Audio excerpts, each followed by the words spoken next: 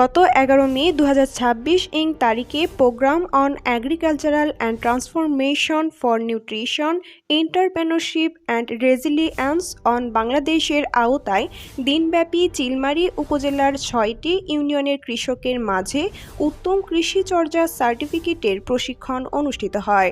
চিলমারী উপজেলা কৃষি কর্মকর্তা কনক চন্দ্র রায় বলেন, বিজ্ঞানসম্মত উপায়ে নিরাপদ ও মানসম্মত ফসল উৎপাদন, পরিবেশ সুরক্ষা এবং কৃষকদের স্বাস্থ্য ও নিরাপদ নিশ্চিত করা। এটি বালাইনাশকের নিরাপদ ব্যবহার নিশ্চিত করে ভোক্তার জন্য স্বাস্থ্যকর খাদ্য সরবরাহ করে কৃষি পণ্য রপ্তানি বৃদ্ধি করে। বাংলাদেশ নিরাপদ ও মানসম্পন্ন ফসল উৎপাদনের জন্য বাংলাদেশ উত্তম কৃষি চর্যা নীতিমালা ২০২০-এর অধীনে ৫টি প্রধান মডিউল বা মানদণ্ড নির্ধারিত রয়েছে।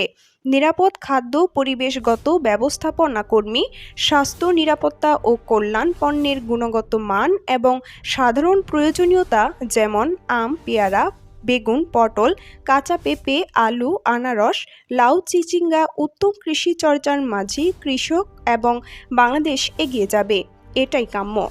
বাংলাদেশ কৃষি সম্প্রসারণ অধিদপ্তর। আমাদেরই কোনো আত্মীয়জন থাকে তাহলে তাদের কিন্তু দামটা শুনে দেখবে, তারা এগুলো দাম কিন্তু অনেক বেশি, কারণ আমাদের